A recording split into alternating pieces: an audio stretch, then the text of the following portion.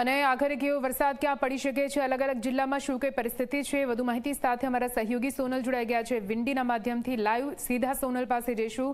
સોનલ, વરસાદની આગાહી કરવામાં આવી છે ત્યાં સુધી કે 20મી ઓગસ્ટ સુધી તો ઓરેન્જ એલર્ટ જાહેર કરવામાં આવ્યો છે। અનેક એવા જિલ્લાઓ છે જે અતિ ભારે વરસાદની આગાહી છે। અત્યારે હાલ વિંડીના માધ્યમથી શું કઈ ફોરકાસ્ટ સામે આવી રહ્યું છે સોનલ?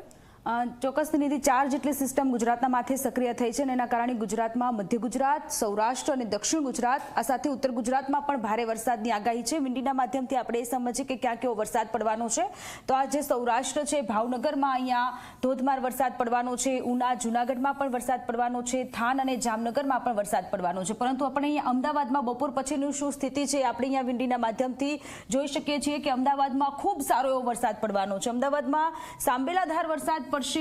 અહીંયા જે ઓરેન્જ એલર્ટ આપવામાં આવ્યું છે તો આ સાથે વડોદરામાં પણ ખૂબ સારો વરસાદ પડવાનો છે, ગાંધીનગરમાં પણ વરસાદ પડવાનો છે, તો ઉત્તર ગુજરાતના મહેસાણામાં પણ આજના બપોર પછીની જે સ્થિતિ છે એ ખૂબ ભારે વરસાદ પડવાની આગાહી છે। પાલનપુરમાં પણ આગાહી છે।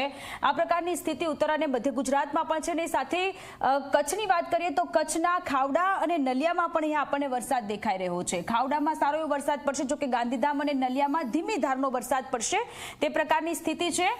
દક્ષિણ ગુજરાતમાં વાત કરીએ તો નિધિ, દક્ષિણ ગુજરાતના સુરત અને વલસાડમાં પણ આપણને અહીંયા વરસાદની સિસ્ટમ છે એ દેખાઈ રહી છે।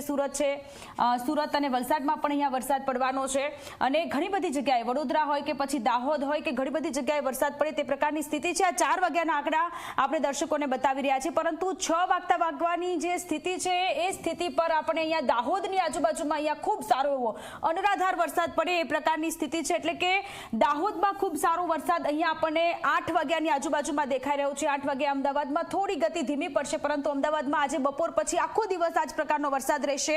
તો વડોદરામાં પણ આજે બપોર પછીની આ સ્થિતિ છે, આખો દિવસ આ જ પ્રકારનો વરસાદ રહેવાનો છે। તો સાથે સૌરાષ્ટ્રના જે દરિયાઈ પટ્ટા છે ત્યાં ધીમી ધારનો વરસાદ પડે એ પ્રકારની સંભાવનાઓ છે, પરંતુ ભાવનગર છે, જૂનાગઢ છે, થાન, જામનગર, અમરેલી, સાવરકુંડલા એ બધી જગ્યાએ ભારે વરસાદ પડવાની આગાહી છે। તો મધ્ય ગુજરાતમાં આ વખતે જે વરસાદ છે તે ખૂબ ઓછો પડેલો છે, એટલે આ વખતે જે મધ્ય ગુજરાતમાં વરસાદ જે ઓછો પડ્યો છે એ સરભર થઈ જશે, ઉત્તર ગુજરાતમાં પણ સરભર થઈ જશે અને ખૂબ સારો એવો વરસાદ આગામી 4 થી 5 દિવસ જે 4 જેટલી સિસ્ટમ સક્રિય થઈ છે એના કારણે પડવાનો છે।